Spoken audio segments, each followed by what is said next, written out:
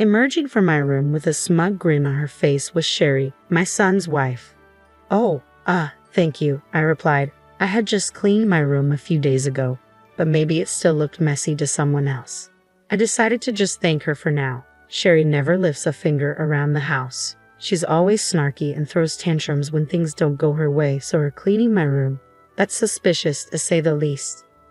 "I don't know what you're up to, but it won't work," I muttered quietly, making sure Sherry, who was watching TV at high volume, couldn't hear me. Then I went back to my chores. I've put up with a lot from her, and my patience is wearing thin. I've warned her before, but if she continues to act this way, she'll have to face the consequences. My name is Lara, and I'm 73 years old. I met my husband, Frank, at a social event. We were both shy at first, but now we enjoy our evening coffee chats. After we got married, I became pregnant with our son, George. Frank was thrilled and helped me with chores, even though he was clumsy. Once George moved out for work, our lively home became quiet and we felt a bit lonely. Then George brought home Sherry, his then girlfriend. Frank and I thought she was beautiful and well-mannered. Sherry looked dazzling as she sat on the sofa, her long black hair tied up and her back straight. My husband and I talked a lot with Sherry, leaving George alone because he was too nervous to understand what he was saying. We liked her so much that we encouraged George to marry her quickly, which they did. Life got busy again with their honeymoon and moving to a new place, but we enjoyed it. We were disappointed when they decided not to have children, but we understood. We thought peaceful days were ahead, but we were wrong. They kept coming back home for trivial reasons, whether it was a broken air conditioner in the summer or unpaid electric bills in the winter. They'd stay with us but leave all the work to us. At first, we felt sorry for them, but it became increasingly annoying. Frank, who once welcomed them warmly, now gets stressed just seeing them. As for George, he's as oblivious as ever, acting like he can do whatever he wants. My son and daughter-in-law decided to come visit us out of the blue. George called me last week and said, "Hey Mom, we're coming over next week. Just a heads up." Then he went radio silent, leaving me in the dark about when exactly they'd arrive. Then, just as suddenly, I got a message from Sherry saying, "We'll be there soon, so get ready." I had to scramble to prepare everything. Frank said, "You handle the bedding and clothes. I'll go buy the groceries we're missing. If you could jot down a shopping list, that'd be great." Then he went to change. I thanked him and quickly wrote down the ingredients for tonight's dinner, placing the note on the living room table. Then I started airing up the guest futon. When I returned to the living room, Frank was looking at the note. "Is this everything? If you remember anything else, just text me and I'll pick it up," he said with a smile. I couldn't help but smile back. Just as I was about to get the clothes, I heard a loud voice from the entrance. "Lara, are you there?" Sherry was calling out to me from the front door without even ringing the doorbell. I rushed to open it. "Come on, you knew we were coming. Why did you leave the door open?" Sherry complained as she walked in. Her eyebrows instantly wrinkled in annoyance. "What's the matter? It's rude not to be happy when someone comes to visit," she retorted. I held my tongue and welcomed her in. "Where's George?" I asked, noticing his absence. "Oh, Frank snagged him for grocery shopping," she replied nonchalantly. I was a bit annoyed by her attitude, but decided to let it go and continued with my preparations. Sherry didn't lift a finger to help. She just sat there eating her snacks and occasionally laughing at the TV. After a while, she suddenly stood up and left the living room. I assumed she went to the bathroom and didn't think much of it, but when she returned, she looked pleased. "Lara, your room was a mess, so I cleaned it up for you," she announced. I was taken aback. She had gone into my room without asking. I had questions but decided to thank her anyway. She grinned and plopped back down on the sofa. Just then, Frank and George returned. I had asked Frank to buy quite a lot, knowing that the young couple would be staying for a few days. Frank had apparently enlisted George as his pack mule, and it looked like he had accomplished his mission.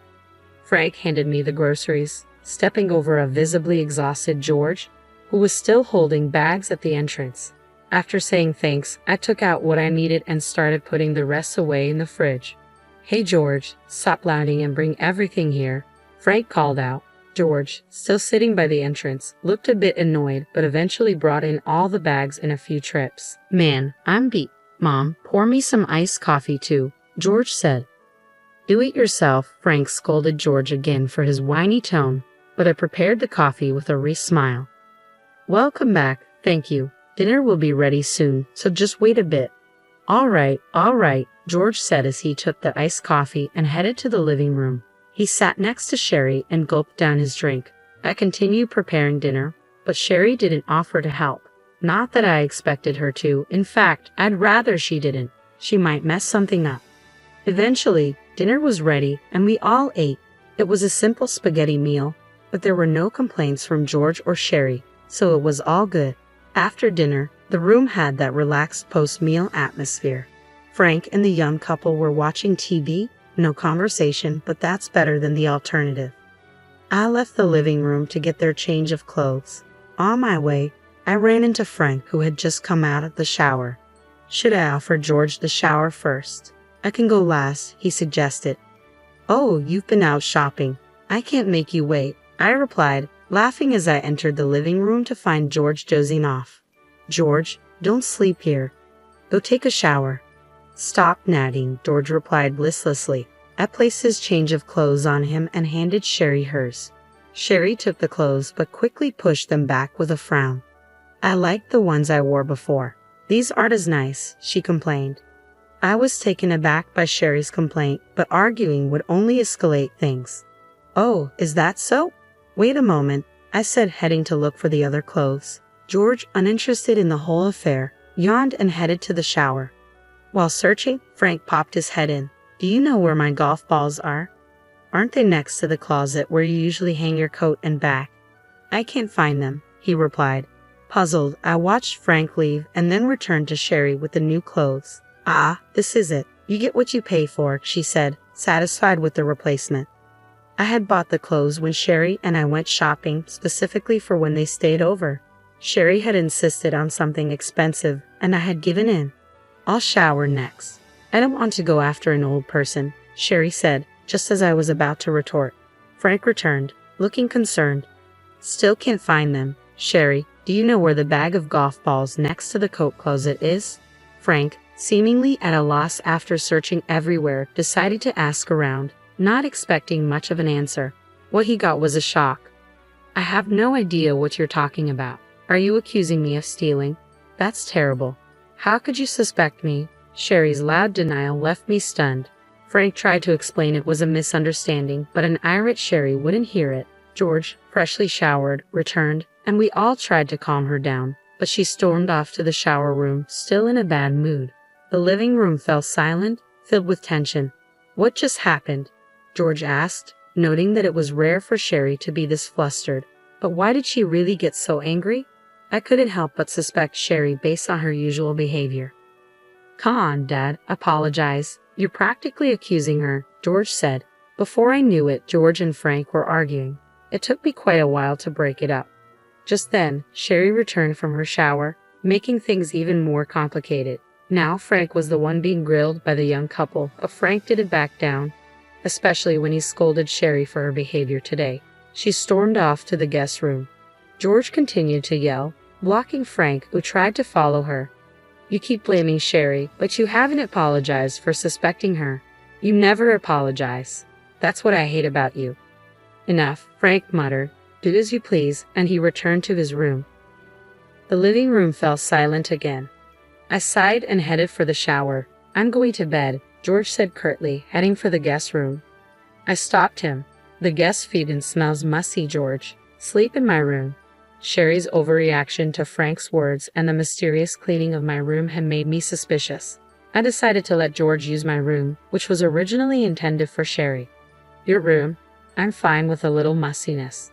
I'm not a kid anymore, George protested. What if you get pneumonia? See, that's what I mean. Fine, I get it, George replied. Annoyed but giving in, he headed to my room while I glanced at the guest room Sherry was using. She wouldn't know about this exchange, being in a bad mood. If nothing was wrong, that was fine. I planned to prepare the guest room for George tomorrow. George opened the door to my room and went in. Whoa, what they? I heard George scream and rushed to my room, flinging open the half-closed door. I turned on the light and was speechless. George was in the room, clutching his leg in pain, surrounded by a scattering of golf balls. The golf balls Frank had been looking for were strewn all over my room. In the pitch-black room, George must have stepped on them. Of course he did. Who would ever think there'd be golf balls scattered all over the room?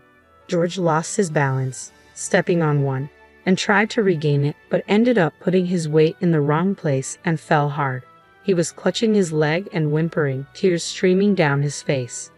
Hearing the commotion, both Frank and Sherry came out of their rooms. Frank peered into the room from behind me and said, "What's going on here?" He tried to help George up, but also tripped on a golf ball and almost fell, just like George. I turned around. There stood Sherry, pale as a ghost and trembling.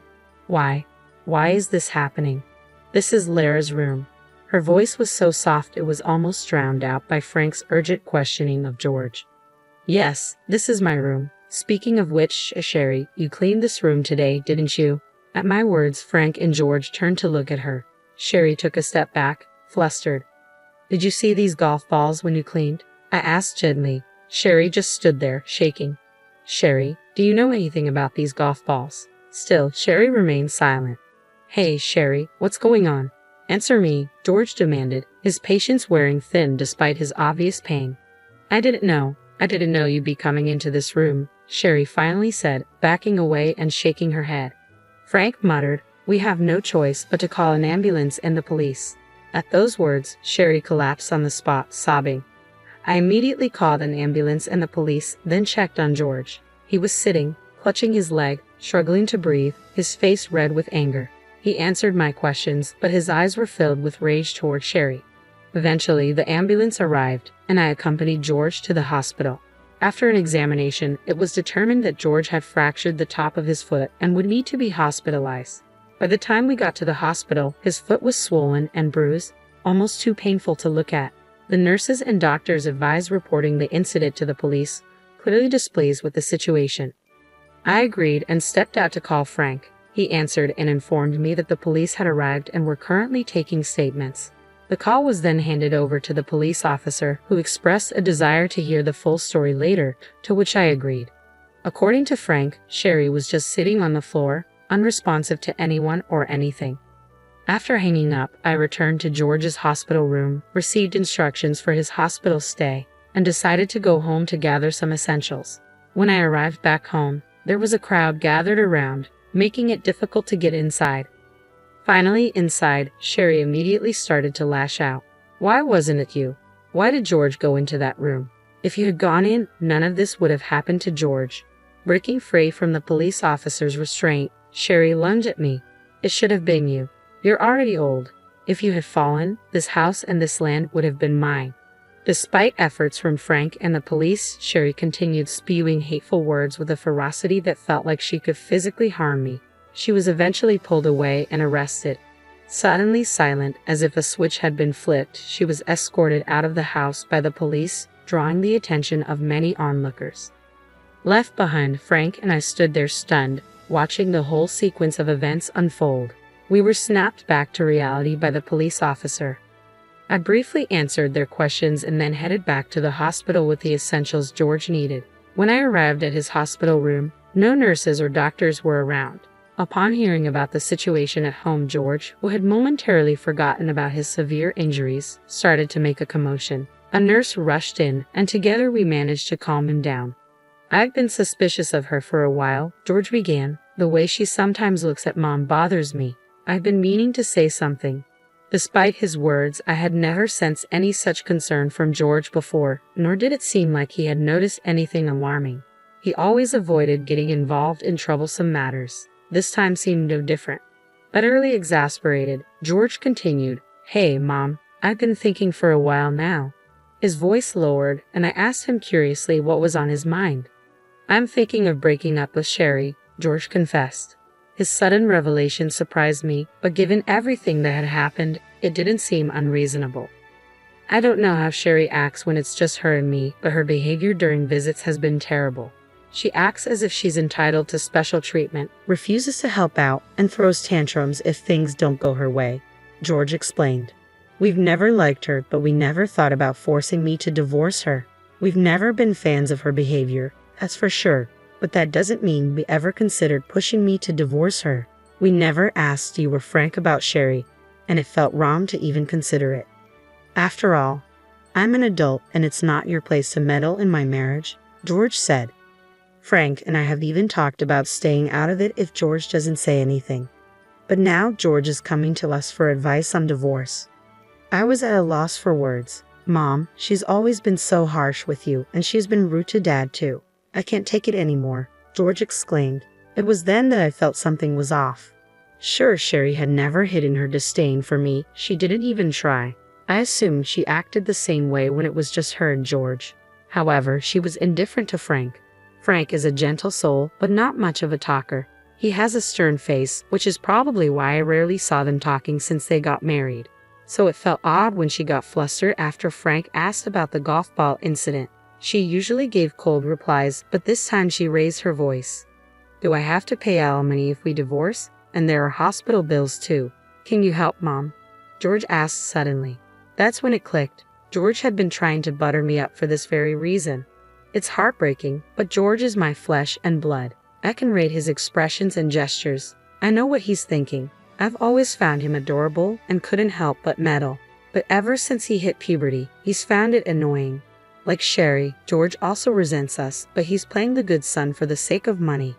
Hey George, what happened to the money for the car you said you were going to replace the other day? I recalled. When our son and his wife were visiting, he mentioned getting a new car and needing some financial help because it was pricey. Obviously, if he mentioned this in front of Frank, he'd be met with opposition, so he discreetly came to me. I couldn't refuse my dear George, so I gave him the full amount. However, the car he drove home in was the same one he had before. So you haven't bought it yet? If that's the case, you can use that money for the hospital bills. It might not cover alimony, but it'll help. But then, what about the car? You can save up again once you're better. We all have our own lives, you know. You're old enough to figure things out yourself, I said, feeling frustrated. I was dumbfounded that George still expected financial help from us at this point. After saying my piece, I left the hospital. Truthfully, I knew George had been squandering the money I gave him. Sherry had informed me, though she was clearly benefiting from it too. I've always worried and intervened in his affairs, but it seems it has backfired. I saw this as an opportunity to confide in Frank. After hearing me out, Frank disclosed, I've been meaning to talk to you about this. He revealed he had recently lost his job and was in considerable debt. This revelation shocked me, especially since they had discussed it while out shopping. At that point, there was nothing more to say to George. Frank and I made the decision to disarm him. Some time has passed since then. Sherry is now in prison after being convicted, and it appears she initiated the divorce from George before the trial began. Later, I heard it was because George had started withholding money from her until he stopped altogether. This revelation left me horrified, especially knowing what she did in my room, hoping it would bring her more money. As for George, he seemed to embrace the idea of divorce when Sherry suggested it, ultimately agreeing. He isn't burdened much by alimony, but is drowning in the debt he created. Of course, the money for the car had long been squandered. We covered his hospital bills, but he's diligently working to pay off his other debts. It's a pathetic situation, but it's the consequence of his lifelong dependency. I hope he learns from this. As for Frank and me, the money we had been giving George actually came from Frank. I didn't have that kind of money, but Frank loved George and wanted to support him through me. Now, that's no longer an option. We're planning a hot spring trip, something we've never done before. I do regret putting George through all this, but given everything, it can't be helped. Now, the happiest moments are when Frank and I are looking at travel magazines